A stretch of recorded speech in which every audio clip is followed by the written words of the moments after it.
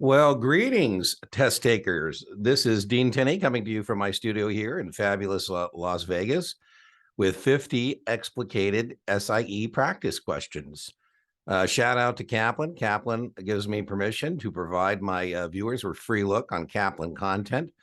If you would like to add a Kaplan study tool to your SIE, like the QBank, you can do that for about 45 bucks, or quick sheets, or even the entire SIE premium package. At checkout, you can use my discount code GURU10, and that gives you a 10% discount on all Kaplan products and services. Whenever I'm teaching an SIE class like I'm doing this week, I try and use it as a nudge to myself to provide you with more content. And sometimes that's Kaplan content like this, where these are some of the class questions we use in class, and I thought I'd make them available here to you if you aren't fortunate enough to be able to make your way to a Kaplan SIE class. All right, so let's get started on these explicated questions. Now, what you should do is hit pause, attempt to answer, and then see how you did, right? That's you shouldn't be doing questions, by the way, until you've laid enough base knowledge. It is kind of aggravating sometimes when people are jumping into practice questions before they've laid some base by reading the chapter and doing a chapter quiz, whatever the case may be. You are going to get some economics questions on your SIE, and here's one. All the following are associated with economic expansion except. Now, primarily the ones that worry about the business cycle are to make sure on your SIE you know that 2 calendar quarters declining GDP describe a recession for test purposes, and 6 calendar quarters would define a depression. Anyways, this is about the expansion phase of the business cycle. And increasing gross domestic product, I would definitely know that gross domestic product is the total goods and services an economy produces. Yes, that's true. Rising consumer debt. Now, I don't really like that one. Maybe I put a question mark next to that. Perhaps, but at some point they would stall out. So, that's more a sign of a peak, I would think. Higher stock prices, definitely. More consumer demand. So given that answer set, it looks like our best choice is going to be B, rising consumer debt.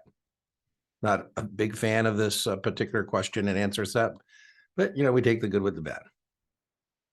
You're definitely going to get tested on fiscal and monetary policy. It's very testable that fiscal policy is government spending and taxation, and monetary policy is the money supply. And on the money supply that too much money chasing too few goods is bad. Inflation, too little money and too many goods is deflation, both of which are bad. And that the Fed, in charge of monetary policy, has tools. What you're held accountable for are interest rates and how they use open market operations to influence those interest rates, and knowing all those interest rates. Fiscal policy is controlled by Congress and the president. So increasing taxes to contract the economy. That sounds like fiscal policy to me. 1 and 2 are mutually exclusive. Lowering taxes would not contract the economy. It would be, more supply side kind of thing, right? There's more money available to consumers. So 1, not 2. Increasing government spending to expand the economy. Yeah, that's Lord John Maynard Keynes. Lord John Maynard Keynes said when the economy is weak, that one of the reasons it's weak is there's no demand, and so the government should step on the accelerator called government spending to stimulate that demand. And so the answer here is A, 1 and 3. Which of the following rates are set by the Federal Reserve Board? I love this answer set. This is definitely an answer set you should be prepared for on your SIE exam. You should know every one of these. The Fed funds rate is not set directly by the Fed. The Fed funds rate is banks with excess reserves lending to banks with deficient reserves. Of all the rates, test questions the most volatile.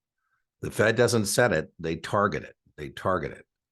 Prime rate is what banks charge their best commercial customers. I joke this is what you pay to borrow money if you don't need to borrow any. The discount rate, ding, ding, ding, ding, is directly set by the Fed. Broker call is what banks charge brokerage firms for money. And broker call is the rate that is used to finance margin accounts, the debit balances of margin accounts. So the answer here is C. Which of the following may purchase the initial public offering of a common stock? There are restricted persons who can't have IPO allocations. If we didn't have the restricted person rule, customers would never see the good stuff because we would keep it for ourselves. And so, this is about making sure we make a bona fide good faith distribution of the IPO to the public. And we don't withhold it. So A is definitely restricted. A broker dealer is a restricted person, meaning, again, they don't get an IPO allocation. An aunt of a registered rep. No, an aunt of your registered rep is not an immediate family member. Aunts and grandmas and grandpas are not immediate family members. So B looks pretty good. Mutual fund manager, definitely a restricted person. We want to make sure the mutual fund manager isn't being compromised through an IPO allocation to his personal account. We're afraid of here is there might be some quid pro quo where I compromise a fund manager's ability to make independent decisions based on where he should execute trades by throwing some IPOs his or her way. So definitely restricted. An accountant is a fiduciary to the underwriter, accountants and attorneys. So A, C, and D are definitely restricted. And I wouldn't be looking, the answer here is B. I would not be looking for tricks on your exam, but, just something to be aware of. If the aunt lives under your roof and you pay her bills, she's financially dependent, then the aunt slides back into the restricted person category. But don't be bringing extra stuff into questions. I can't tell you, well, what if they meant? They don't. I just had a guy the other day, he made up a whole contingent future event that isn't in the question itself. So don't use your own brain housing group against yourself and overthinking questions. Which of the following statements best describes the term churning? When I think of churning, hopefully you've done enough groundwork. You say, okay, I think the churning is trades are excessive in size and frequency and more about me making a commission than my customer accomplishing their financial goals. By the way, I point out in the left and right-hand corner, it says question 6. So if you have questions for me, just don't, tell me in the comment section that you have a question about a question. Tell me what slide number or timestamp you occurred at so I can, answer that. So in most of my videos, you can always find the question number in the right-hand corner there. So anyways, I'm not suggesting you have a problem with this question. I'm just telling you for future reference. Okay, so let's see what describes churning. Purchasing the same security in more than one customer account. No, that happens all the time. If I have a good stock, I'll probably put it in more than one account. B, trading in a customer's account considered excessive, key word, I love that, and with no discernible investment purpose is detected, where it sounds like, again, the idea here is I'm trying to maximize my ability to make some commissions. Manipulation of the market prices by the firm. Now, they're hinting here at what's called pegging or capping. I wouldn't worry about that on your SIE, but that is not, it's bad, but it's not churning. Making false or misleading statements to a customer for the purpose of inducing the customer to purchase or sale. That again is bad, but that is not churning. So churning is choice B. Churning is choice B. Which of the following is not one of the rules regarding customer's mail? So, when we're holding customers' mail, we can't be doing it for convenience. We can do it for security, but not for convenience. So which of the following is not one of the rules? So 3 of these things are rules. 1 is not. Customer requests must be made in writing. Absolutely right. The request is normally for 3 months. Indeed. Longer than 3 months may be granted based on customer convenience. Well, I just started the question by saying no. It could be security. I always use the example of traveling in Mindanao in the Philippines in a place called Zamboanga. And, my broker says, hey, Dean, you can go into the internet cafe and get your statements online. I said, well, one of the leading industry where I'm at is kidnapping. And I certainly don't want to go into an internet cafe and log into my brokerage account. So please continue to hold my statements. So that's not convenience, that's security, right? So convenience means you just don't want to get them because you don't like the, messing with it. So it looks like C. Request may exceed 12 months. Yeah, if I'm deployed or something. So given that answer set, our best answer is C as in Charlie. An individual would most likely be statutorily disqualified. So, when you come into the business, now you don't need to be sponsored to take your SIE.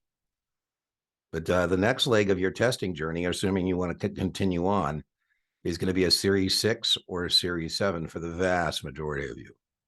And as you recall, you're going to fill out a U4.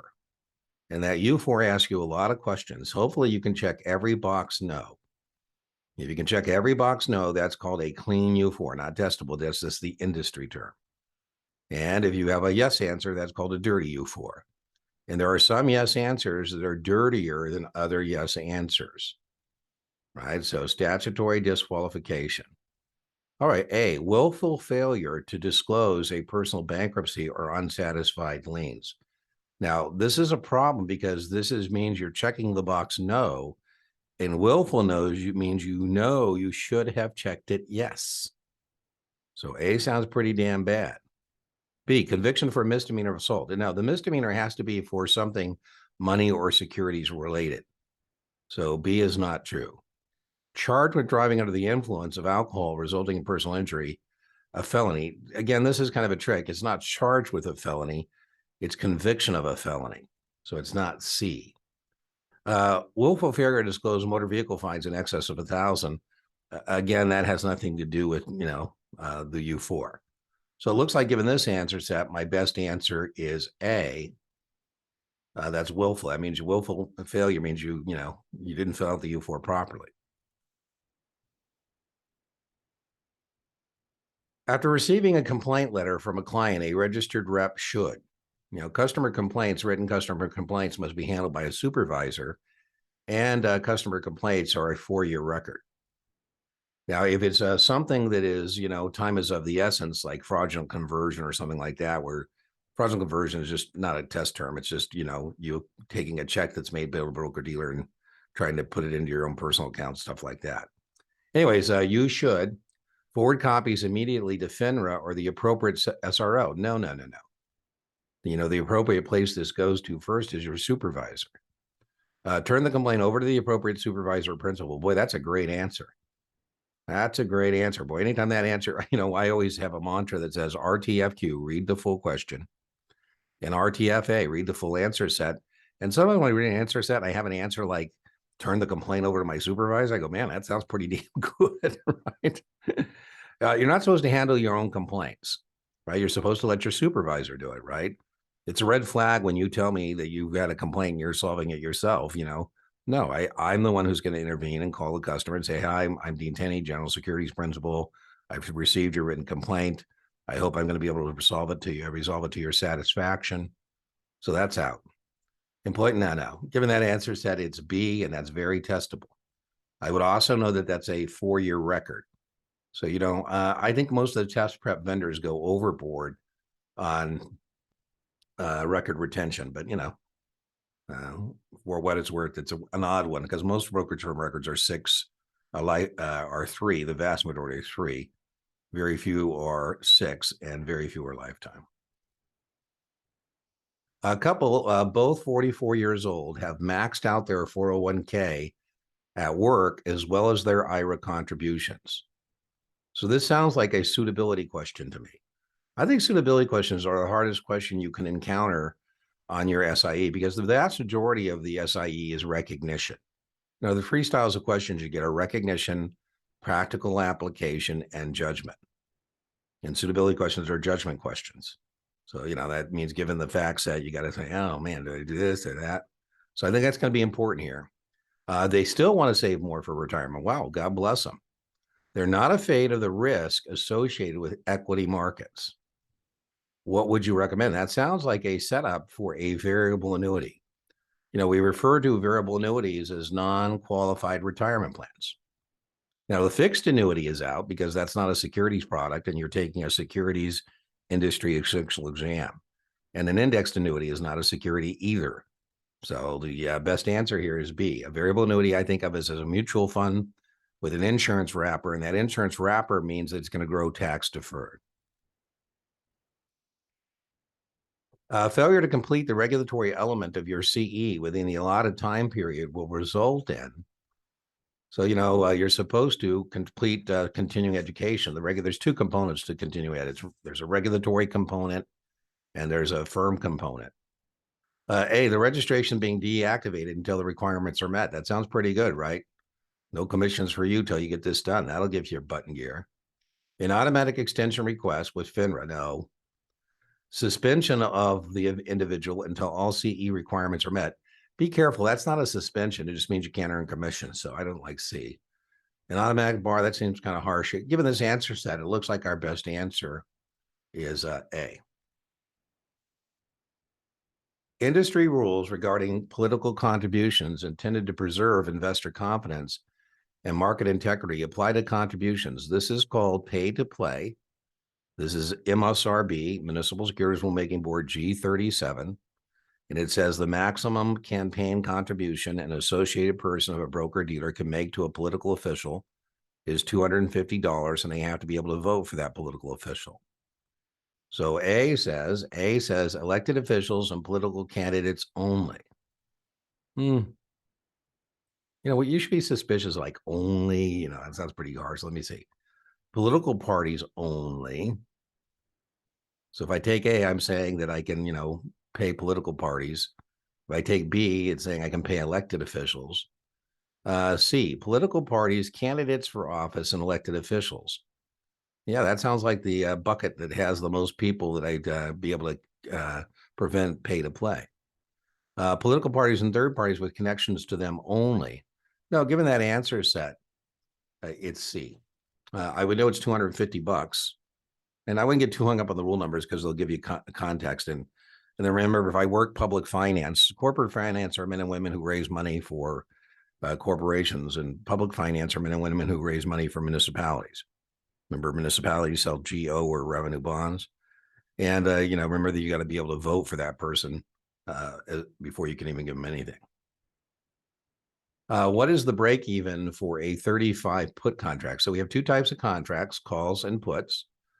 You can either buy them or sell them. Now, here we don't know whether we are long or short the put. It doesn't matter for purposes of the break even.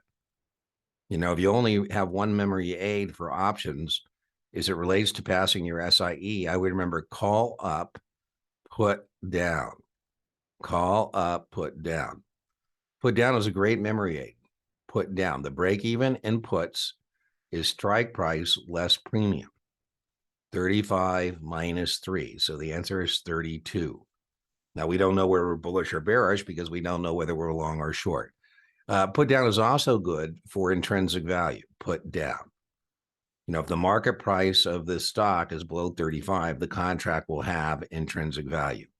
Right now, we don't know whether the contract has intrinsic value because we don't know in this question, weren't told what the market price of the stock is.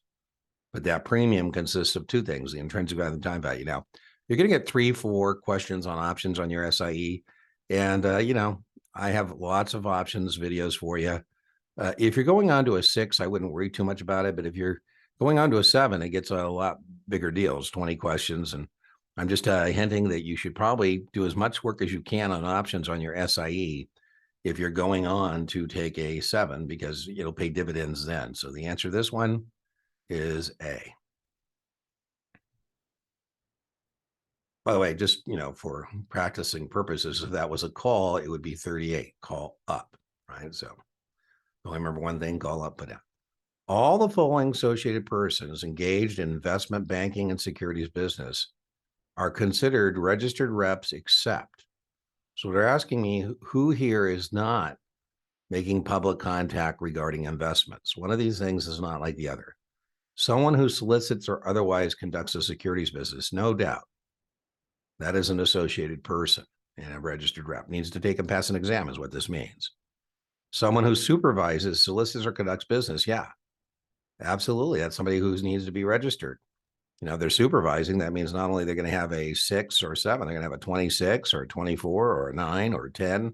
I wouldn't worry that, but maybe some of those exams are in your future. Someone who serves on the board of directors. Doesn't sound like that person's making public contact regarding investments. So I like that one so far. Let's see. D, someone who trains others. So you are training people who are registered reps. So, well, that means you should be a registered rep. So given that answer set, the answer is C. C. The writer of an LMN July 50 call contract. So I'm hoping that you've done enough work that when you look at this, you know that that is an obligation to sell the stock at 50. This isn't a lecture. This is an explication of 50, practice questions. So if you don't understand that, it sounds like a foreign language, means you have more work to do. The contract has a market value. The current market value is 51. We just talked about this. Call up. If you only have one memory aid for options, call up, put down. It's great for break evens. It's great for intrinsic value. The market price 51 is up from 50. So this contract is in the money. It has intrinsic value. That has nothing to do with the way, whether you're long or short. All we're asking about is the relationship of the strike price 50 to the market price of 51. And if at expiration, this contract still in the money has intrinsic value, those are synonymous terms, it's going to be exercised. Now, we don't know what the break even is here because, so the writer there is just there to mess you up. The contract is in the money. So in the money, out of the money, at the money is a relationship only of the market price to the strike price, 51,250. When is the option agreement completed? So, boy, you should know this in chronological sequence. I think a good way to remember it is DATO 15. D for DATO, disclosure. I give you the OCC disclosure document, the characteristics and risks of options. It's 100+ pages. There's no way you can read this while I wait. DATO 15, I get the account approved from my registered option principal. I call you back. I say, your account has been approved. This is very testable. I need back from you within 15 days of the account approval, the option agreement. If it's late, I'm only going to let you do closing transactions. And so the answer to this is C. We need that back within 15 days. That is very testable. On your SIE, I told you it's mainly recognition, and make sure you have the option recognition questions down. I said 3 or 4, and 2 of the 4, maybe 3 of the 4 are just going to be simply recognition questions like this. Like, when do options expire? When do they settle? That kind of stuff. So, if you are struggling with strategies, which are not going to be much, maybe 1, maybe 2, make sure you get all the same and shoot, point and click stuff. A client wishes to purchase a $250,000 house within the next 2 years. So anytime there's a, sum of money and some time horizon, my brain kind of thinks, okay, sounds like it's going to be a suitability question. They've saved $50,000. She wants to invest before using the money as a down payment for a home purchase. So it sounds like she needs her money to be liquid. And so money market fund, very testable, would be a good place to park that money. Very testable, know that money market funds contain money market instruments or securities, which is high quality debt maturing in 12 months or less, like commercial paper, bankers' acceptances, T-bills, negotiable jumbo CDs. So make sure you got that down. Which of the following is not a money market instrument? So I just told you that a money market instrument, very testable, is high quality debt maturing in less than 12 months, 12 months or less. Treasury bills, absolutely nothing that has better credit quality than a Treasury bill. So absolutely. Commercial paper, absolutely. Treasury notes are 2 to 10 years. So that's not going to be a money market security. By the way, it says newly issued, so that's important, right? I just told you 2 to 10 years when they're issued. D, be careful. It's a 30-year treasury, but it was issued 29 years ago, so that means it's got a year left, and so indeed it's a money market. So the answer is C. C. Which of the following is an important risk when determining the suitability of a limited partnership? And limited partnerships are known as direct participation programs. And you can't get out or sell your partnership interest without the permission of the general partner. You do not have a freely transferable interest. So, wow, in corporate, if you own corporate stock, common stock, for example, you can transfer your interest, but not here. It's not a freely transferable interest. So partnerships are not liquid. Important risk. One general partner, well, that's a risk, but it's asking me to, which one's most important. Limited partners have a limited liability. That's not a bad thing. That's a good thing. That means you can't lose more than your original investment. That's not a bad thing. That's a good thing. C, the real estate may generate tax credits are dollar for dollar whack out of your tax bill. That's a good thing. That's for low-income housing, partnerships that do direct participation program partnerships that do low-income housing or historic real estate. Absolutely D. I think you're going to get maybe 1 or 2 questions on partnerships. Don't overdose, and this is certainly one of them. So make sure you understand that partnerships are not liquid. They do not have a freely transferable interest. You can't sell your partnership interest without the permission of the general partner. And then the general partner is going to, be able to approve who or you sell it to. I might say, no, I'm not going to let you sell it to that person. Jim is 35 years old again. So when we got age, we got this stuff. It sounds like a suitability question. Jim is 35 years old, makes $50,000 a year working for ABC Corp in accounts payable. His company has a 401k and he contributes an amount equal to the 3% match. I mean, why not? I'd probably get fired if I worked at HR and we're offering you a 3% match, a double of your money pre-tax, and you're not taking advantage of that. Why would you not want to take advantage of that? He wants to do more for retirement outside of the 401k. And he likes the idea of tax-free income when he retires. So we should have been able to throw out the Coverdale because Coverdales are about educational stuff. There's nothing here about education. Senator Roth IRA, Senator Roth is no longer around, but if you're a senator, you come up with the idea, we name it after you. And the Roth IRA is pretty sweet, right? Because you can start withdrawing from this thing tax-free. Not an indexed annuity. So given that answer set, it's B. The other thing I would know about a Roth IRA for your SIE exam is there's no required minimum distribution, no RMD, no required minimum distribution. You're funding it after tax. A conservative client 50 wants to receive a monthly check for their investment. I like this because we only have one investment that pays interest and principal monthly. Interest and principal monthly, and that's Ginnie Mae's. I don't have Ginnie Mae's here, but I have a fund that invests in Ginnie Mae's, and so I could tell them that, set it up that way. I would definitely know that Ginnie Mae's, not the Ginnie Mae Mutual Fund, which is the answer here, but just as an aside, that's part of what explications are about, not only answering the questions, but pointing in the right direction on other things. Make sure you know 3 things about Ginnie Mae's. Ginnie Mae's, if I buy proportion ownership in a Ginnie Mae pool, it pays interest and principal monthly. It's fully taxable, and it has the full faith and credit of the United States government. Those are the 3 things I know about a Ginnie Mae, not Ginnie Mae fund, Ginnie Mae. This question happens to be about a Ginnie Mae fund, but I think it's more likely on your exam you'll get tested on the Ginnie Mae. Whenever there's 3 of a thing, they always like to use the except format. All the following are true Ginnie Mae's except. Joe wants his investment to keep pace with inflation, and keyword wants no default risk. And definitely going to get on your SIE a question about Treasury inflation protected securities tips. They don't beat inflation, but they keep pace because the government will adjust the principal based on the CPI figure. So you'll keep pace. Now, be careful what you're being asked. Because if you want to beat inflation, then it would be common stocks. It doesn't say you're trying to outpace inflation. It says you're trying to keep pace. And tips keep pace because they're adjusted the principal value by the consumer price index. Sandy thinks biotechnology is a promising growth area and wants to take advantage of it with an investment. So biotechnology. This one I probably would have struggled with a little bit because I think, well, in biotech sector, I could put it there, but it's actually special situation because promising growth area would be like mRNA, what was happening with COVID with Moderna. Moderna would be a special situation based on COVID. And then a fund would be, a fund that takes advantage of those special situations.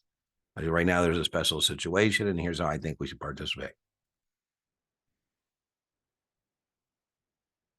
Al and Sarah just want one diversified investment that will invest in several different classes of securities, including hard assets such as precious metals. Well, a balanced fund would be stocks and bonds, not precious metals. Blendcore would be something that does something very similar. That has a overweighting or whatever the core part is. Asset allocation. I'm not a big fan of some of these questions, but remember they're Kaplan questions that, Kaplan makes me push slides in class and I'm sharing them with you. You have other questions on the exam. You have some practice questions I've written for you based on different subjects on the SIE. You have a practice final I've written for you. You have the Test Geek practice final, and then you have a Kaplan final where you can watch me take a Kaplan SIE final. So you got lots of other questions. So some of these are not my favorites, but oh well. Which of the following risks cannot be reduced by diversifying an equity portfolio? So one way you can avoid selection risk, there are 10 equally suitable ideas. I picked one of the 10. The other 9 did fine. The one I picked one under is to diversify. So, non-systematic risk, selection risk can be reduced by diversifying. But when you diversify, you're still going to be subject to what we call systematic risk. Systematic risk is the tendency of securities prices to move together. Risks in the system. Risks in the system. So I don't care what stock or fund you have. The market risk, market drops 30%. Your stock is probably going to stock or fund going to drop too. You know, when bad things happen to good stocks. So business risk, no, you can diversify that away, right? By owning more than one business.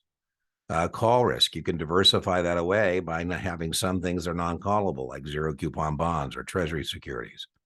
Market risk, you can't diversify away. Legislative risk, the risk that Congress changes the rules, you can avoid, or diversify things that have or aren't subject to regulatory risk. So it looks like our best answer here is C. By the way, my little leg timer went off, which just says it's 30 minutes. You know, we do longer form content on the channel. So, you know, when I say we do longer form content, some people say, oh man, you know, the videos are long. I go, well, there's a pause button. You can take a break, go get a cup of coffee, come back, you know. So I don't feel compelled when I'm doing these practice questions to chunk them up and give you 10 or, you know, so you're in for the duration, I guess is what I'm saying. So anyways, I always said I'm trying in my videos when we're doing stuff like this, what we know is going to be longer, to have a 30-minute kind of warning to you. Okay, you've been at it 30 minutes. If you want to step away and come back. By the way, you should do the same thing even when you're not watching Dean on video. When you should do the same thing in terms of when you're studying. You know, if you feel like you're getting tired, step away, keep a timer so you know you're going to have a time constraint on the test. Refresh, reset, and come back. You know, you can even do that at the actual exam. Don't leave your chair, but just take a mental trip to the heat. Just come back quickly. So looks like market risk is our best answer there. Which of the following indexes represents the largest number of securities?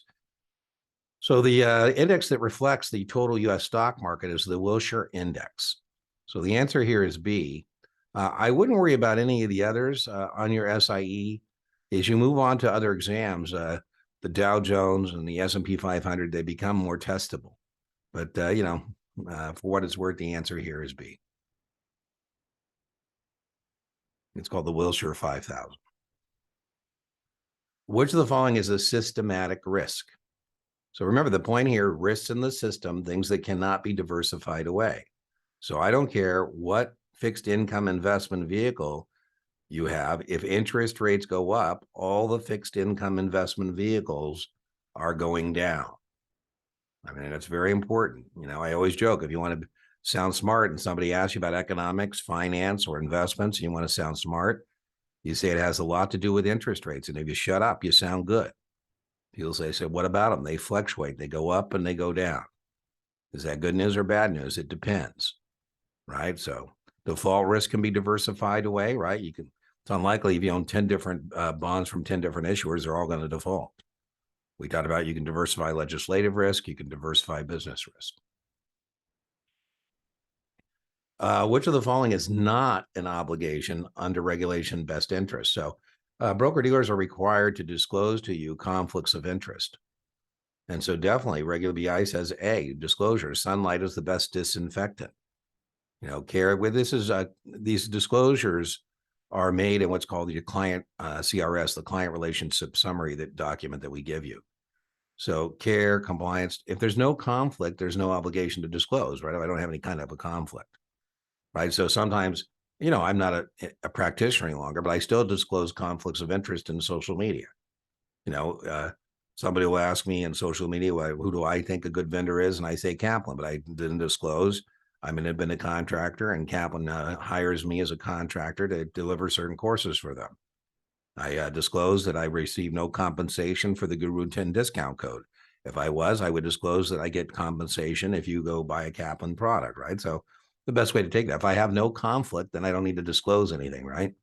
You know, so that's kind of a weird wording on that one, but it's D. I guess I would say here, maybe you want to use the opposite, right? To say, okay, well, the opposite would be I have a conflict and I certainly should disclose that. Archie and Phyllis are in their 40s and they make a combined 400 grand. Woohoo! I don't know if they've made that for 2 years with the expectation this year, but we're very intestable to see, maybe they're accredited. Maybe that's what this question's about. Maybe, I don't know, maybe it's about a Reg D private placement, and if Archie and Phyllis are, remember, $1 million net worth, if exclusive of their primary residence, or 200 grand individually for 2 years expectation, 300. They have 100,000 they'd like to invest with a specific goal, but they'd like to conservatively invest the money, reduce tax exposure, and have access prior to retirement. Ooh. So I think the tax exposure, reduced tax exposure, screams to me muni bond or muni bond fund, right? The number one people buy muni bonds is to collect interest that's federally tax exempt. Conservatively, well, Ginnie Mae's interest in principal monthly, but remember, Ginnie Mae is a test question, are fully taxable.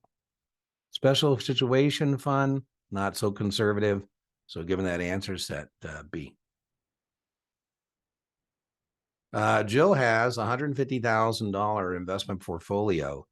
Let's put 70%, 30% between an equity income fund and an investment grade bond fund. She'd like to increase the diversification of her equities and reduce the overall risk of her equity portfolio with an additional 20,000. So let's see my choices here.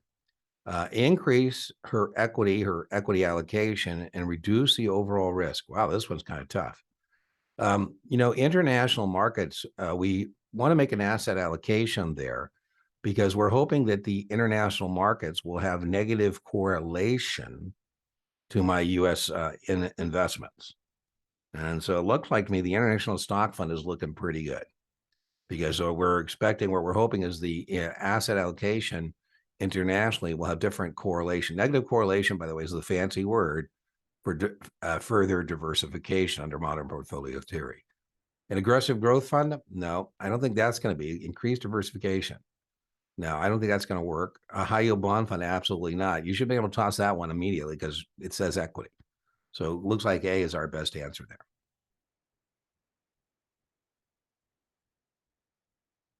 Which of the following is a financial consideration? So they're asking us about money here, right? Which of the following is a financial consideration? It means it's a dollar amount. So when you hear financial considerations, a dollar amount. If it's not a dollar amount involved, then it's not a financial consideration. So the account balancing a retirement account is definitely a financial consideration. Your date of retirement isn't a number. One of these things is a number. You can get this right with what I call the Sesame Street trick. One of these things is not like the other. Comfort risk, not a number. Legislative risk, not a number. Current yield equals. You will be able have to do some math on the test. And if you can't remember what to do, hit the divide key. And if you can't remember what to divide, take the first number and divide it by the second number. That takes care of most of the math. The two formulas I would be prepared for are this one and then tax and tax-free equivalent yields. Make sure you can do that math without breaking a sweat. So current yield is what an investment pays me. So when a stock, what it pays me is the dividend divided by the current market price. And a bond, what it pays me is annual interest. So the annual income divided by the market price, ding, ding, ding, ding, sounds pretty good. No, B is wrong. C is wrong. That par value ain't. No, that would be D would be the nominal yield. A is the right answer there. Here, I'm just asking to recognize the formula, but I would be prepared to do that math too, right? So, for example, Bank of America has a 22-cent quarterly dividend. Be careful what I just said. Bank of America has a 22-cent quarterly dividend. So that means 22 cents times 4 is the annual dividend. Bank of America is a $30 stock. So we would take the 22 cents times 4 to get the annual dividend, 88 cents divided by 30. And that gives us the current yield of Bank of America stock. Bill and Jane, a young married couple in their 20s, want to save for their daughter's college education. She's 4 years of age and they do not want to take investment risk. Key point. They do not want to take investment risk. So if they do a 529 plan, they're taking investment risk. If they just buy a bachelor's degree off the shelf and pay for it now, they wouldn't have any investment risk and they wouldn't have any inflationary risk. So B is the most appropriate answer. Now, this is not a test about insurance. An indexed annuity is an insurance product, not a securities product. And an indexed annuity does not have investment risk, but it has a cap rate and you would still have, market participation. So, don't be taking things that aren't on the broad avenues and highways. I wouldn't worry too much about this question on the SIE, but make sure as a test taker, you can contrast a 529 with a Coverdale. So they're going to give you scenarios on the test about the distinction between a 529 and a Coverdale. So make sure you're prepared for those kind of questions. Mr. Jackson bought 100 shares of XYZ 2 years ago at 10. The stock paid a 50-cent dividend each year. So I made $1 in dividends, right? I've been collecting $50, or excuse me, 50 cents twice is $1. I sold the stock for 11. So I made another buck there. So I made a total of $2. So I made $2. Again, I said, if you can't decide what to do, you're going to divide. And if you can't decide what to divide, you're going to take the first number divided by the second number. So I made $2, $1 in dividends, and $1 from depreciation. I had $2 in what's called total return. That $2 I made per share was based on an investment of 10. So 2 divided by 10, I had a total return of 20%. 20%. Which of the following is true of long-term or short-term gains or losses? Which of the following is true? Holding a stock and selling above its cost basis. So, I buy 1,000 shares of Apple today at 140. So my cost basis is $140 a share or $140,000. Cost basis is just when I turn the money into the investment. I now have held the Apple for more than 12 months. If I hold an investment, I'm at risk for more than 12 months, I qualify for a long-term capital gain. And so let's see, which of the following is true? So A is true of a long-term gain. So A is true. B, holding a stock and selling below its cost base is a long-term loss. If held for 1 year, would be a long-term loss. Holding a stock and selling below its cost base, if held for over a year, would be a short-term loss. Holding a stock and selling above would be 1 year or less. So here, the answer that is true is the A choice, which is that long-term capital gain. So it's A is an atom. I wouldn't worry about taxes too much on your SIE. Make sure you have a general understanding, maybe 2-3 questions. I would know I would definitely know if I hold an investment and I'm at risk for more than 12 months, I qualify for a long-term capital gain. Otherwise, it's going to be a short-term taxed at ordinary income tax rates. Which of the following is used by corporations to raise capital? You're definitely going to get tested on recognizing primary transactions where the issuer receives the money. All those transactions together are called the primary market, versus secondary transactions where the previous owner receives the proceeds. All those transactions are called the secondary market. And so 1 and 3 are taking place in the secondary market. So the trades that take place in a secondary offering, the proceeds are not going to the issuer. In a secondary offering, the proceeds are going to the previous owner.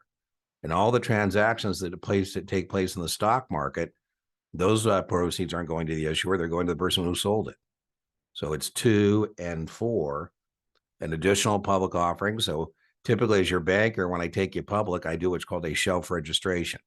I tell the SEC that we're doing our initial public offering 4, but we might want to come back within 2 or 3 years, depending on what type of issuer we are. If we're a well-known seasoned issuer of securities, our shelf registration for our follow-on, our additional public offering would be good for 3 years. So it's going to be 2 and 4. Now, I'm not so sure how much I like this particular question, but I did tell you the takeaway is very testable. You won't get any Roman numerals on the SIE, so it's only test prep vendors that like, multiple questions. You get them on NASA, but you only get a couple of 3. NASA is a lot of you will be taking a 63, 65, 66, and there they are. And 3 or 4 questions that use multiples of multiples.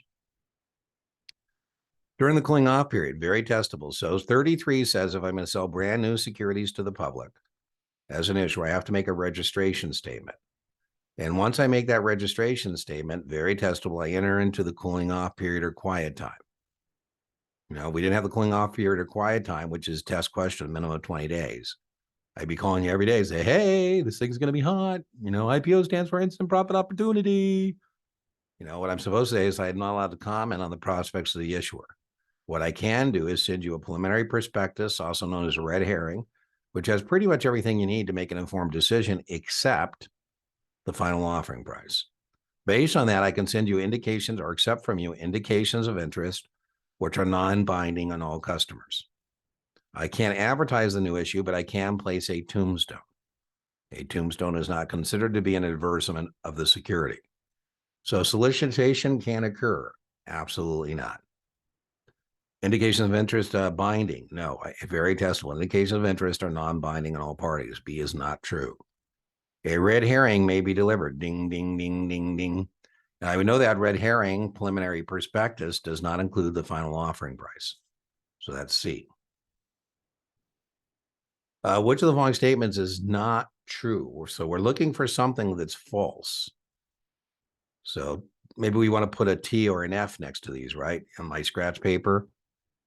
So common stock is an equity security that represents ownership. That is true. I'm looking for something that's false. Convertible preferred stock can be converted in the issuer's common stock at any time. Yeah, you can do that any time. You may or may not want to do it if I rebroker it. So, well, let's do the math to make sure that makes economic sense, but that is indeed true. Preemptive rights obligate. No. Your preemptive right is your right to maintain proportionate ownership in the corporation. It amounts to your first right of refusal on the issuance of new shares. And so when the issuer is going to sell new equity, they first go to their existing shareholders with a rights offering, and they offer you the right. The right is the only one that at issuance is below the current market price. So rights are exercisable below the current market price to give you an incentive to, invest, to buy the new stock. They're short term, makes sense because the issuer needs the money, but you do not have to participate if you do not want to. Right. So if we can't get the money from our existing shareholders, the corporation will sell the stock elsewhere.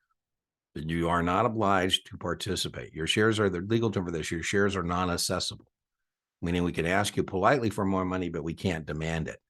So C sounds like the thing that is not true. Preferred stock dividends must be satisfied before common stocks. Yeah, you definitely need to know that preferred stock has preferential treatment in two areas. You can't pay a dividend to commons, preferential treatment in dividends, and in liquidation. Preferred stock is senior to the common in the liquidation of the corporation. I would know preferred stock is a fixed income investment vehicle, and I would know that preferred stock has no voting rights. So C is the correct answer.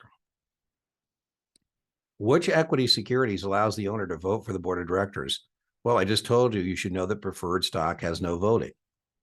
And so 2, 3, and 4 are preferred stock. So only common stock has voting rights. So the answer is 1. Treasury stock also has no voting rights as well. The board of directors of ABC declares a dividend on Monday. That's the declaration date. The declaration date. The dividend will be paid on Friday, August 5th. That's the payable date. To the common stock as of Tuesday, July 5th. That's the record date. So the declared date, the record date, and the payable date are all set by the board of directors. The thing is not set by the board of directors and is a function of the Uniform Practice Code, which standardizes practices within the securities industry, secondary trading, is the X date. The X date is 1 business day prior to record.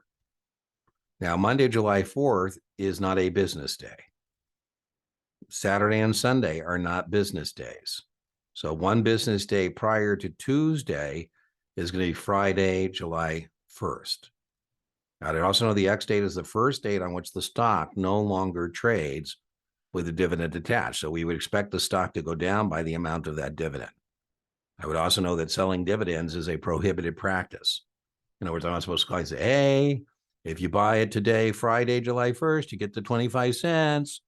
But if you wait till Tuesday, no, this is the last day, Actually, it'd be the day before, right?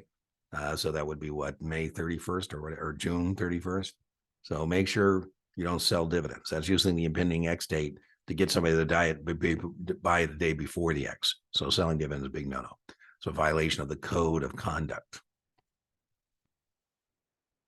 Which of the following is not a right reserved for the holders of corporations' common stock? A right to vote on the board. We certainly have a right to vote on the board. And remember, we're either going to have statutory voting or cumulative voting as stipulated in the corporate charter. Right to vote on the CEO. Right to transfer the shares. Yep. Yeah, you have a preemptive right. So A, C, and D. The board, the CEO is appointed and removed by the board, not the shareholders. So the answer is B as in boy. All the following are features associated with preferred stock, except you have preferential treatment in receiving dividends. Absolutely. That's why it's called preferred stock. You have a right to vote. Again, preferred stock has no voting rights. So B is not true. Preference over the common shares in liquidation. Yes. Possibility, it says possibility. So that depends on whether it's straight preferred or cumulative preferred, but there is a possibility. D is true. So again, this is testing you on recognizing that preferred stock has no voting rights. Which of the following is true of both stock rights and warrants? Excuse me. You should definitely be able to contrast rights with warrants. Rights are short term, and we said exercisable at issuance below the current market price. So short term, exercisable. Warrants are long term and exercisable above. Both have extended expirations more than 5 years. That's not true. Remember, rights are short term. B, both expire in 4 to 6 weeks. No, only rights are 4 to 6 weeks. C, both may be exercised to purchase the common stock. Yes, if you exercise your rights or exercise your warrants, you're going to be providing additional equity financing to the corporation. So the answer is C. D, both are usually attached to a debt security at issuance. No, the warrants are attached to the bonds as a sweetener, an incentive to buy the bonds. So it's not true of both. So C is our correct answer. Now, I think I haven't fixed this slide. It says that it's C, but it's got D. So it's actually C. So I have to fix my little fly-in that tells you what it is. But that is C as in Charlie. They both can be exercised to purchase common stock. XYZ is preparing a separate subsidiary to be an independent company. So it's a holding company. They have a subsidiary, and they're going to make it independent. Right. So an example would be Bank of America decides to spin off Merrill Lynch as an independent. Right now it's BAML, Bank of America Merrill Lynch. But if they wanted to, they could spin that off as an independent company. XYZ will send shares for the new company X Corp. So, my example, Bank of America says we're spinning off Merrill Lynch, and for every 100 shares of Bank of America, you now own 4 shares in a new company, independent company called Merrill Lynch. This is an example of that's a spinoff. Now, the key takeaway is to make sure you understand that there's not a tax consequence in these types of corporate actions unless you receive money. If you're receiving shares, there's going to be no taxable event. You're not going to owe taxes. But if it's a cash involved, there's going to be a taxable event. For example, Twitter and Elon is offering to pay $54.20 in cash to the Twitter shareholders. That's a tender offer. It's got to be open for the next 20 days. It's been open for longer than that. But anyways, my point is on that tender offer, they're going to receive $54.20 in cash, and they're going to owe taxes. Now, if they were receiving securities instead of cash, it would not be taxable. Which of the following is true of a 6% bond priced at $9.60? So this is a bond trading at a discount.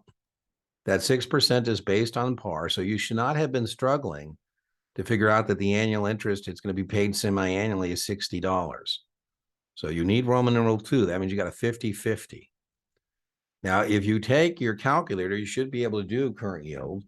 So I'm just going to take my calculator, and I'm going to take the $60, what it pays me, and I'm going to divide it by what it costs me, $9.60, and I find out that it's 6.25.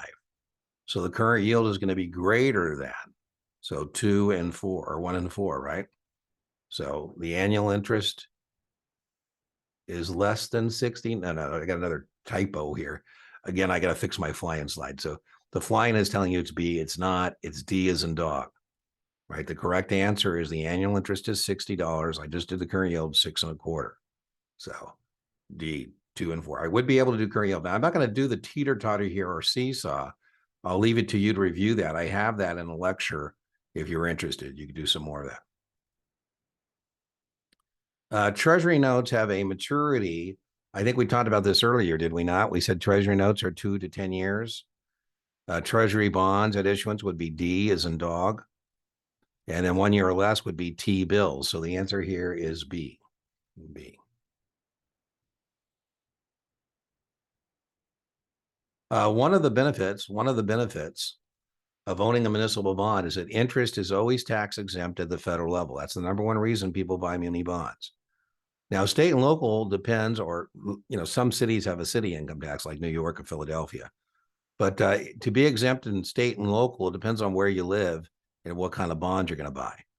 So, without determining suitability, all I can do is tell you it's federally tax exempt. Then the rest of it would be based on where you live, what state you live in, and what kind of bond you're considering purchasing. So without that information, the answer is A. Now, as I mentioned, you should be able to prepare to be tax-free equivalent or taxable equivalent yields as well on your SIE. Which of the following securities is not redeemable? Not redeemable. So you should definitely know, be able to distinguish. It's very testable, maybe more than 2 or 3 questions on this. Be able to contrast the distinction of an open-end company with a closed-end. And you definitely know that closed-end funds trade supply and demand in the secondary market. They're not redeemable. They trade in the secondary market. So the answer here is D. Now, I wouldn't worry about face amount certificate companies, except here it's a wrong answer. And I wouldn't worry about unit investment trusts on your SIE. It's a wrong answer, but those are redeemable securities. And you should definitely know that an open-end fund is redeemable based on the next calculation of the NAV. So, you're going to get whatever the next calculation of the NAV is when you redeem. Remember, you're not buying and selling an open-end fund. It's a primary transaction. You're doing business directly with the mutual fund itself. Not true in a closed-end fund. It's going to trade like a stock, supply and demand. Well, again, I've got the right D choice, but I got the wrong fly-in, so it's D as in dog. Mutual funds have all the following characteristics except. They issue common stock. Yeah, open-end funds are only allowed to issue one class of equity. The only money they have is the money they have by selling new shares to the public. That is true. They issue a set number of shares. No, that's what closed-end funds do. That's not what open-end funds do. They have a maximum sales charge of 8.5. That's very testable. That is true. They're always doing business based on the next calculation of the NAV. That's called forward pricing. Very testable. That's true. So the answer here is B as in boy. B as in boy. Which of the following securities can be traded? Which of the following securities can be traded throughout the day? This is very testable. So hedge funds are organized as private partnerships. And so if you're a limited partner, private partnership, meaning you can't participate in a hedge fund unless you're an accredited investor. But that being said, you can't get in or out of the hedge fund without the general partner. The hedge fund manager is the general partner, without their permission. So if you're in a hedge fund, you have a lack of liquidity. You cannot buy or sell a hedge fund, throughout the day. No, ETFs, you should definitely know that exchange traded funds trade supply and demand in the secondary market. That is very testable to know that. You got to know, how is an ETF different than an open-end fund? And that's one of the ways. There are others that an ETF is different than an open-end mutual fund. And you should definitely know that closed-end funds trade supply and demand. So it's 2 and it's 3. Very testable. You have to go to contrast an open-end fund with an ETF on your exam and an open-end fund with a closed-end fund on your exam. Those are 2 testable items. So this is just one version of that. You'll get more. So that's a place where you should probably spend some time. Okay, well, I hope you found that helpful. Remember, inch by inch, your SIE exam is a cinch. Yard by yard, your SIE exam is hard. And I'll put this up on the SIE playlist and give you, I hope it provides you some additional practice, drilling and rehearsing, right? To demonstrate your prowess or lack thereof. Practice questions, I'm always told, are one of the things that people like me to put on the channel. So see you for the next installment on the SIE. Might be a while because I put 2 or 3 things up there recently. So time to move on to another series. But if you have any lecture requests, let me know. I'm more than happy to try and fulfill them.